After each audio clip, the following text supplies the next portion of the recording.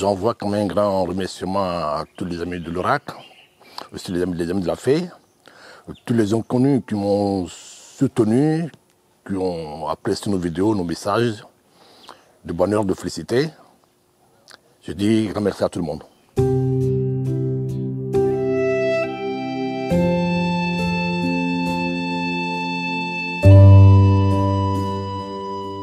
Jésus que l'Église catholique nous a vendu n'est pas le vrai Jésus. Ils nous ont vendu un Jésus, un fils de Marie, donc un enfant de chair, un enfant de désir, qui est mort sur la croix.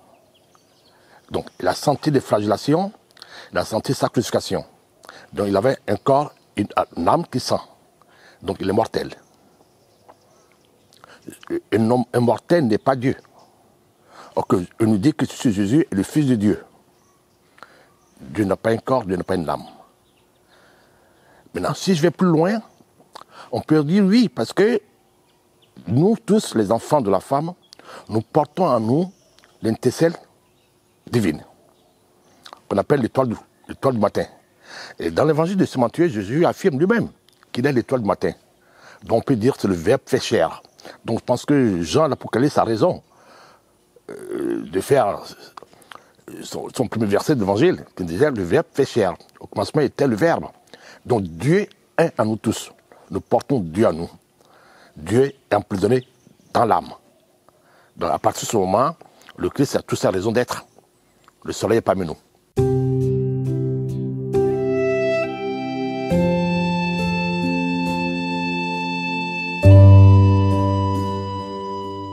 Je ne l'affirme pas. Je ne fais que répéter l'affirmation de Jésus lui-même dans l'évangile de Saint Matthieu. C'est Jésus dans l'évangile de Saint Matthieu qui affirme qu'il est l'étoile du matin. Maintenant, il faut voir c'est quoi l'étoile du matin.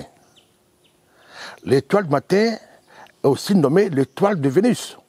C'est Vesper, l'étoile du matin, l'étoile du soir. Son nom vulgaire, son nom que l'Église a jeté l'hérésie, c'est Lucifer. Fiat Lux, le faiseur de lumière ou le porteur de lumière. Jésus était le Lucifer. Pourquoi l'Église catholique, les autres religions, ont jeté l'hérésie sur Lucifer en disant qu'il est l'ange déchu? Je ne sais pas. Est-ce que l'étoile du matin aujourd'hui n'est pas emprisonnée dans chaque matière? Que sommes nous les enfants de la femme? Donc on peut dire que c'est nous les enfants de la femme qui sont aujourd'hui sur la terre, qui sont les anges déchus. Mais chaque enfant de la femme porte l'étoile du matin. Donc dans ce monde terrestre, on n'est pas des âmes déchues, parce que nous portons encore l'étoile du matin qui est Dieu. Dieu, dans sa miséricorde, nous accompagne dans cette suite. Et c'est ça que le phare nous révèle. Le phare dit que même que vous êtes des enfants déchus, les enfants de la femme, les enfants matériels, Dieu vous accompagne, Dieu vous a fait le don de son esprit céleste. C'est le toit du matin que nous portons tous, que le phare nous révèle dans l'initiation du phare.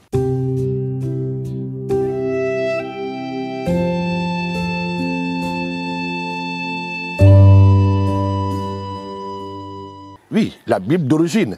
Maintenant, il y a beaucoup de Bibles trafiquées dans toutes les langues, des copies-collées. Non, la Bible d'origine, la Bible que Jésus lisait n'est pas la Bible catholique, ni chrétienne, n'est pas la Bible de Jérusalem. Non. Non. La Bible que Jésus lisait était écrite dans la langue araméenne. C'est cette Bible en langue araméenne qui était d'abord dans la langue hébraïque. Et j'ai eu la chance de lire quelques versets de cette Bible dans la langue araméenne. Il n'avait pas le nom de Jéhovah, qui n'existait pas. Par contre, le Dieu créateur de ciel et la terre est le Dieu Ptah. Ptah est l'ancêtre de tous les dieux. Quand les anciens Égyptiens parlent de Ptah, le Dieu d'origine, ils parlent de Fa. C'est le P est égal à F, le Dieu qui multiplie les entendements. Donc, Ptah est le Dieu de tout le monde, l'ancêtre des dieux. Et c'est Ptah que le peuple de la côte ouest de l'Afrique occidentale, le Bénin, le Nigeria, tout ça, nous nommons Fa, Ifa. L'étoile du matin. Le Fa, la félicité, Dieu qui est en nous. Donc on va au Fa pour trouver son verbe, le logos de l'évangile de Saint Jean, Au commencement était le Verbe. Le Verbe était avec nous. L'étoile du matin est en chacun de nous. Et le phare, le révèle, je viens de le répéter. Donc, je pense que c'est ça la démarche aujourd'hui pour tous les chrétiens qui veulent suivre la voie de Jésus le Christ, veulent vers l'initiation du phare, vers l'initiation de Dieu Pita, le Père de tous les dieux. Voilà.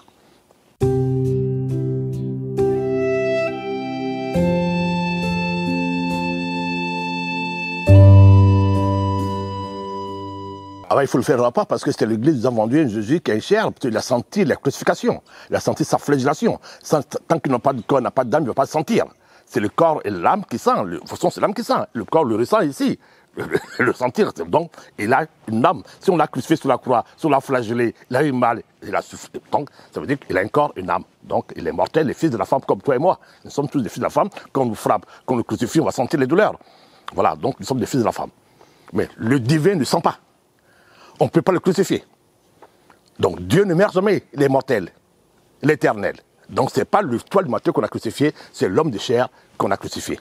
Voilà, donc il a devant deux pères, comme nous, comme toi, chacun de nous, un père, une mère. La Vierge Marie, la Vierge Marie est une femme. L'idée de la Vierge, c'est la sainteté qu'elle porte. C'est l'Esprit Saint qui est vierge. Et Joseph, dans la Bible, on trouve que Joseph, son nom c'est Youssef. Youssef est le cadavre et l'envoyé de Dieu sur terre. Dans les paroles de Balaam, on voit Joseph et l'envoyé de Dieu. D'accord? Mais quand on rentre dans le mythe égyptien, c'est le cadavre d'Osiris qui est Joseph, Youssef. Donc, on imagine le cadavre d'Osiris, Youssef, Isis, ou la Seth, couché à côté de ce cadavre, tombe enceinte. Et l'enfant qui est l'enfant russe. Mais voilà que les Égyptiens ont raison. L'enfant russe n'est jamais détaché de la maman d'Isis. Isis, où Yasset, porte toujours cet enfant dans ses bras. On ne peut pas séparer la vierge de l'enfant. Ce n'est pas possible. Mais si on l'a détaché et l'enfant russe devient un adulte, ce n'est pas possible. Donc c'est le mal des églises catholiques. Ils ont menti en ce moment. Donc en devenant adulte, donc il devient carrément fils de la femme. On peut le frapper, on peut le crucifier, on peut le mettre sur la croix, on peut faire tout ce qu'on veut avec lui. Et c'est là le rejet même du peuple juif qui dit qu'il n'est pas le Messie. Il dit non, le Messie n'est pas lui. Sur lui, on le connaît. On connaît son père, le charpentier, et sa mère. Donc, c'est pas lui. D'accord? Et la Bible dit même que Jésus, pour le Messie, c'est la transfiguration de Moïse. D'où le nom de Jésuas. Jésuas, c'est la transfiguration de Moïse, donc ce n'est pas Jésus de Nazareth. Et à l'époque même de Jésus, de l'Église catholique romaine, Nazareth n'existait pas comme ville. Et Nazareth nous envoie au Nona. Quel nom de la déesse? La mère divine, la mère de nature, que le peuple, nous on a gardé le Nona, que le peuple, la Mésopotamie, ont gardé aussi le nom Inanna. D'où l'ancêtre de Dieu chez eux, c'est le Dieu An. L'anagramme fait Anna, qui est la déesse, la mère des étoiles. Donc Jésus, en tant que mère des étoiles, n'est pas le fils de la femme. On a mis les deux personnes ensemble. Il faut les détacher pour mieux comprendre. Sinon, c'est pas bon.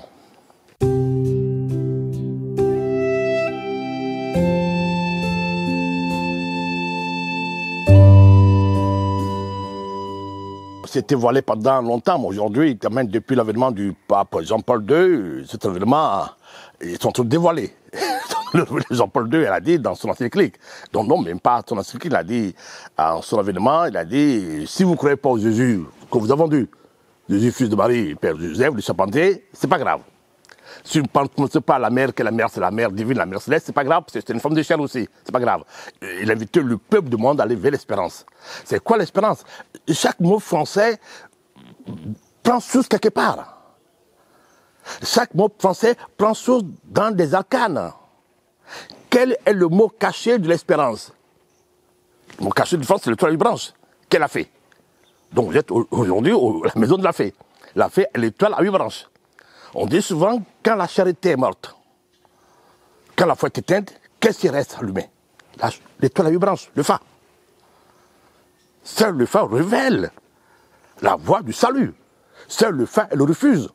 La charité, c'est une vaine mot. C'est comme l'éthique et la morale que les religions ont créées pour tromper les gens. L'éthique et la morale, c'est pour les bêtes. C'est pour les individus terrestres. Nous sommes porteurs du ciel. Donc l'éthique et la morale, on les change tous les jours. Donc c'est pour ça qu'aujourd'hui, je dis souvent que le nouvel ordre mondial qui veut créer, basé sur le tribunal, est une fausseté. Une fausseté totalement. C'est l'échec de la modernité, c'est l'échec de l'Occident.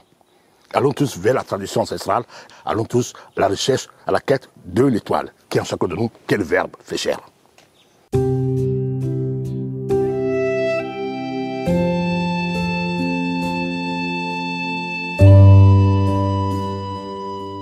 Oui, ça c'est parce que c'est l'ignorance de la population, c'est l'ignorance qui est due à l'enseignement des religions. Les religions nous ont vendu quelque chose qui n'est pas Dieu. C'est ça le problème. Si à partir du moment où les religions nous disent eux-mêmes, Dieu est omnipotent, omniscient, omniprésent, et dans l'islam on voit un Dieu miséricordieux, on ne peut pas dire que le sorcier existe. On ne peut pas dire que le démon existe. Donc il y a un problème quelque part. Et quand je rentre dans la tradition africaine Kelufa, il dit, si le Dieu Segbolissa, Maoulissa, ne donne pas l'ordre, ni le bien, ni le mal t'arrive. Mais souvent quand le bien nous arrive, on dit que c'est nous-mêmes. Mais quand c'est le mal, on accuse toujours une tante, un grand-père. Un grand-père qui part, un ami qui part, on trouve des ennemis. C'est l'Église qui a vendu le Satan. Et l'Église s'enrichit du Satan. Après, nous voyons aujourd'hui toutes les églises évangéliques. La guerre au Satan, et puis ils s'enrichissent. Parce que l'être humain, les enfants de la femme ont peur. Au lieu d'aller vers le refuge, chercher le refuge qui est l'étoile, ils sont attachés à leur conscience mortelle, au moi, l'être égotique. L'être égotique est l'animal. C'est pour cette raison d'ailleurs que l'Occident vous dit qu'aujourd'hui, si après peut-être 3000 ans, on est resté des bêtes, on est resté des animaux, pourquoi ne pas nous envoyer l'intelligence artificielle? Donc, la confirmation de la bête. C'est que Jean, l'Apocalypse, l'a décrit, le nom de la bête. Mais il a dit le nom de la bête et le nom de l'homme. Donc, soyons plutôt hommes, humains. Humains, c'est les quatre carrés, c'est le H primitif, qui veut dire le Het. Devenons des Elohim, à l'image d'Adam et Ève, à l'image de Dieu. Donc, Dieu nous a donné cette possibilité de devenir comme lui. Il faut un travail de transmutation. Donc, quand on fait ce travail de transmutation, le sorcier ne peut pas t'avoir. Parce que mon ami, ma vie que j'aime bien, il défend une thèse que je valide. Mais cette thèse, c'est pour 90% de la population humaine, qui sont laissés des bêtes, qui sont traités comme enfants de la femme, donc sont emprisonnés dans l'égrégore collectif. Donc, à partir de ce moment, chaque enfant est identifié à un nom et prénom. Et le nom et prénom, c'est l'identification de la matière. À partir du moment où tu acceptes ce grand collectif, à partir de ton nom et ton prénom, le sorcier peut te manipuler, peut t'envoyer des situations en bien ou en mauvais. Donc on peut dire que c'est ça l'aspect négatif de la sorcellerie. Et ça, parce que nous l'acceptons tous. Donc chaque enfant doit renier ses parents. Jésus l'a dit, je suis le rejeté. J'ai renié mon père, ma mère, on l'a vu dans les évangiles. D'abord, en reniant son parent, déjà, il renie sa nation. Tu vois, et renie, c'est le grand collectif. Bouddha dit la même chose, cherchons l'étoile est l'unique refuge. Mais si nous sommes attachés à les grands collectifs, alors c'est ce qu'on appelle aujourd'hui la croyance. Et c'est cette croyance qui fait nos actions. Et cette croyance, nos actions dépendent de nos comportements. Donc nous sommes tous embrigadés dans le mal. Donc, à partir de notre nom, à partir du nom de tes parents, on peut te frapper. Parce que tu es dedans. Tu subis leurs influences négatives. Libère-toi. Dieu aime les guerriers. Libérez-vous de vos parents, de vos ancêtres. L'ancêtre même n'est pas le refuge. L'ancêtre de l'enfant est que le repère. Mais comment ton grand-père, ton grand-père, ailleurs que tu ne connais pas, comme père l'ancêtre, mon ancêtre, je dis l'ancien être. L'ancien être de chaque famille, personne ne le connaît aujourd'hui, nous ne le connaissons pas. Moi, je connais mon grand-père, il est mort avant ma naissance. J'ai vu que ses photos. Quelqu'un pas de ses écrits parce qu'il était le journal du Bénin. C'est lui le journal du Dahomey, la voix du Dahomey. Il a laissé des traces que je peux lire, ses écrits. Mais comme de grands-pères connaissent leur grand-père, ces morts ne peuvent pas t'aider. Et les morts n'ont jamais aidé personne. Non, les morts qui sont au cimetière, les cadavres n'aident personne. La seule chose qui aide, c'est le divin, l'esprit qui ne meurt jamais, qui est éternel. Donc, cherchons le feu, libérons-nous de ces entrailles, libérons-nous de ces esprits collectifs, libérons-nous de ça pour être de vrais hommes. Dieu aime les vrais hommes. les rejetés. Selon les rejetés, Dieu nous sauvera.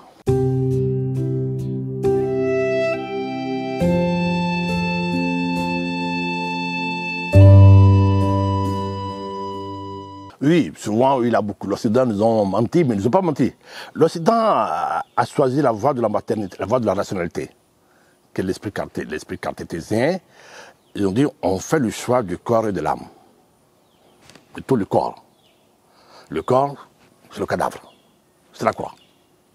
D'accord? Dans ce cadavre, il y a quelque chose qui sent, qui vit, qui est l'âme.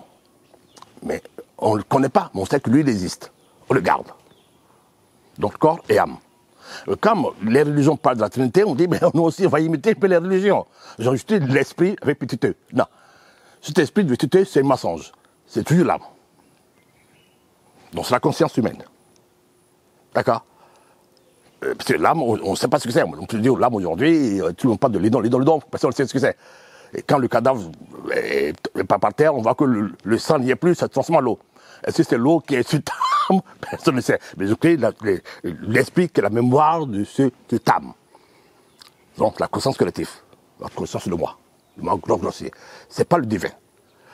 Et si on parle de le divin, ils sont très malins, l'Occident. Quand on parle du divin, dans les écrits, il dit l'esprit absolu.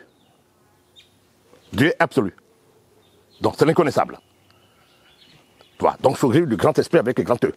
Quand il ne veut pas écrire le grand E, écrire le petit E, mais il dit absolu. C'est cet absolu que le phare révèle.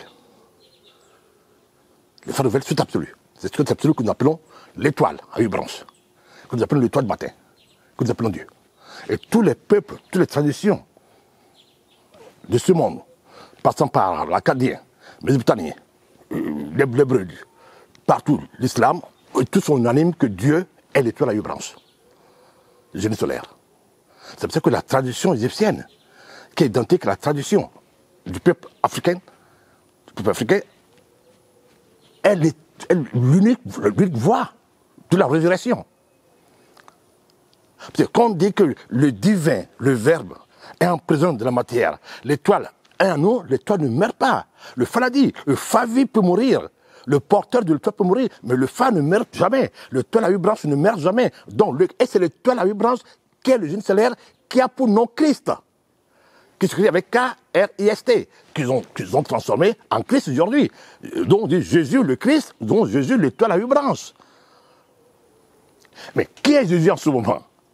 Comme nous savons que le Christ est l'étoile à 8 branches, est le génie solaire, qui est Jésus? C'est deux noms, Jésus le Christ. Donc, est-ce que Jésus est qui? En cherchant, en fouillant les études de tous les peuples, on constate que Jésus est le synthétiseur de toutes les étoiles. C'est pas Dieu le Père, le synthétiseur. On dit quelque part aussi, on dit que Jésus, on a affirmé dans la Bible que Jésus est le fils de David. Nous tous, nous savons que Jésus n'est pas le fils de David. Son père c'est Joseph et Marie. Jésus et David, c'est la même époque. David, c'est lié à Salomon. Pourquoi on lit les trois ensemble? Parce que les trois possèdent quelque chose de commun. On peut faire l'identité remarquable. Quel est l'hexagramme? Quel est deux triangles entrelacés, triangle de feu, triangle de l'eau, les deux dans une fusion qu'on appelle l'hexagramme, qu'on appelle le badou, qu'on appelle le bouclier de David. Et bon, David n'est pas un personnage, non. David n'a jamais vécu en Israël, c'est un mensonge. Ni Salomon.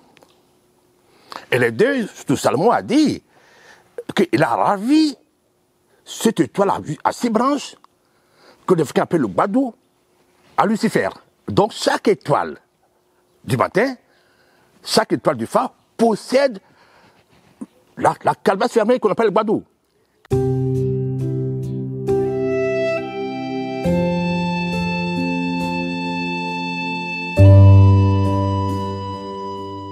Bon, la telle connexion, c'est un jeu d'enfant. Là, c'est là où je reviens comme mon ami à ma vie, il a dit quelque chose que je valide. Il dit c'est le sorcier qui a beaucoup l'homme de foi. Donc toutes les filles de femmes aujourd'hui, tous ces gens qui sont là aujourd'hui n'ont pas de foi. C'est un jeu d'enfant. Jésus l'a dit. Le royaume de Dieu a permis qu'aux enfants. Ayez la foi. Avec votre Merkaba, que le phare vous dit, voilà ton Merkaba. À partir de ton Lucifer, à partir de ton étoile, qu'on appelle Dieu, voilà ton bouclier que Dieu te donne. Invoque-le. De Dieu, quiconque connaît mon nom m'invoque. Quand tu connais ton père, tu invoques son nom, il te répond, non? Invoque-le, il va te répondre. Mais il faut aller avec la foi, avec la plus grande dévotion. Et ça, j'aime bien une phrase d'Éminent, pas une phrase. Le Mina dit, et vit que Dieu réveille. C'est l'enfant qui entend la voix du sang que Dieu sauve. Entendez la voix du sang. Et David, les psaumes de David sont les psaumes de la voix du sang. David, c'est un personnage, je l'ai venu de dire. David dit, les psaumes, c'est l'union des deux voix. La voix de l'enfant, de désir, la voix du sang, qui va se lever. Pour que la voix de l'ange descende. Et la fusion de ces deux voix constitue le miracle. Aller dans la voix. Donc, quand on parle de la voix du sang, on ne te dit pas du sacrifier ton enfant. Non, c'est là où je dis, l'histoire d'Abraham, c'est un péché. Un crime contre l'humanité. Dieu n'a jamais demandé à Abraham de sacrifier son enfant. Dieu, c'est la voix qui sauve. Et le psaume 51 le dit. Père, purifie-moi. Il a dit, c'est pas les taureaux qu'il a demandé, c'est la voix. La voix contrite qui sauve. Donne votre voix à Dieu. Dieu vous sauvera.